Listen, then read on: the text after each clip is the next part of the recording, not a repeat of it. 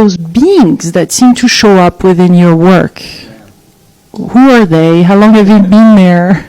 Well, let's talk about how we could actually see them first, and then I'll talk about them, because I'm not the type of person that ever looks for them. I'm not the type of person that spends a lot of time trying to connect with beings. But think about this: the brain could only see equal to how it's wired. If there's no circuitry for patterns in the brain, then you don't see reality. Right? It's called pattern recognition. So then how do we begin to see things that exist but we don't have the circuitry to perceive, right? In other words, we don't see things how they are, we see things how we are. Mm-hmm. So you spend the majority of your life narrowing your focus on everything material in this three-dimensional reality. You see objects, you see things, you see people, you see bodies, you see places, and our senses plug us into the three-dimensional reality. So everything that's known to us is wired in our thinking neocortex.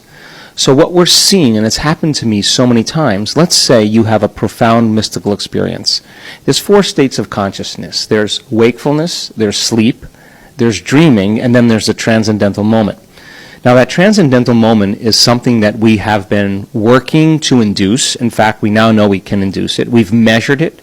We know the pineal gland in certain areas of the brain become active, that the limbic brain all of a sudden moves into high frequencies. And a person has a full-on sensory experience without their senses. In other words, whatever is going on between their ears is more real than anything they've ever experienced before. So if your senses are heightened, right now, if everything you were seeing, hearing, smelling, tasting, feeling, if your senses were heightened, your awareness of everything around you would be heightened as well. Well, awareness is consciousness, and you can't have consciousness without energy. So in a sense then, if a person has a transcendental experience and they start interacting with beings that are not physical, if they have that really profound experience, that experience is going to be logged in their brain, because experience enriches their brain, yes? Mm-hmm. The end product of an experience is an emotion, but you wouldn't feel fear from these beings.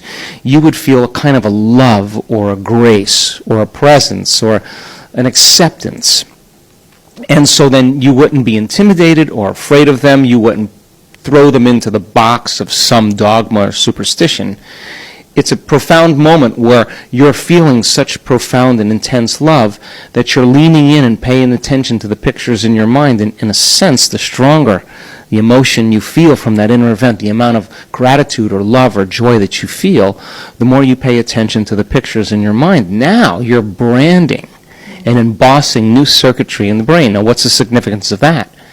Well, when you come back to your senses, to Lilu, now you can perceive a broader spectrum of reality, because you're going to begin to see things that have always existed, but you didn't have the circuitry to perceive them. So then, as we activate the pineal gland, it acts like a radio receiver, and those tiny little crystals, as we talked about in our last interview, begin to shimmer. And if a student or a person can begin to tune into energy and frequency, to know how to suppress the mechanism of the neocortex, the memory bank of the known self, to slow their brain waves down into theta, and in that state where the body's asleep and the mind is awake, and you can tune into frequencies and activate that system, that little pineal gland is going to hook into a frequency that's carrying information, and it's known as a transducer, which means it's like a radio antenna or a TV antenna. It's going to translate that frequency into profound imagery. That imagery then is not going to be anything that's known to you. It's going to be something that's outside the scale of known. So when a person comes back to their senses, they're going to perceive a broader spectrum of reality. So I guess about 5 or 6 years ago, I started sensing these presences in the room during our week-long events. It started at the week-long events? Well, it started at the 5-day, 4.5-day workshops. I started, out of the corner of my eye, started perceiving certain things, primarily when we were doing the pineal gland meditations. At other meditations as well, but there was an energy in the room that I noticed, and they're very noble, and they're very interested in what we're doing. Observing? Many times in the beginning, they observe. They They are along the walls, and they're not small. They're very, very tall. How tall? Most of them probably 3 meters, maybe more tall. I mean, they're beautiful and big. And they have this grace about them and this presence. And they're very interested. They observe. And when I started seeing them and perceiving them, I never really asked who they were. I just observed. And for me, when we do the pineal gland meditations, I'm up at 3 in the morning or 2:30 in the morning, and we're going, and everybody's sitting up and laying down, and I'm awake the entire time, and I'm working with the audience, and I start doing the meditations with my eyes closed while I'm doing it, and a lot of times I open my eyes, and I'm in theta.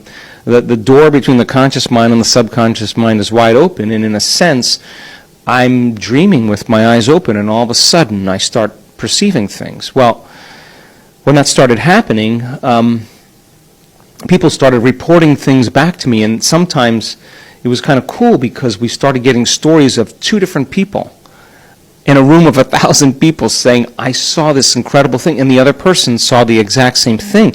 And I saw something very similar. I never said it, but all of a sudden you're starting to get a collective noticing something happening. Well, I was getting ready for the day at one of our events, and as I was waking up and moving around and I was between worlds, they started talking to me.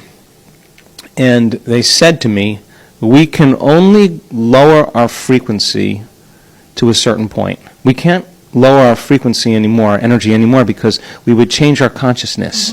And we love ourselves too much to do that. But if you can raise the frequency of the audience to a higher frequency, we'll meet in that place where that energy intersects. And so there's an invitation or a door for them to move through or to exist as. And Do you think they've been supporting your work? yeah, I don't know if they directly support my work, but I'll tell you that maybe the better word to use is they approve of it. And there would be like an older sister, an older brother that totally loves you and sees that you're really making an effort, you're making great strides.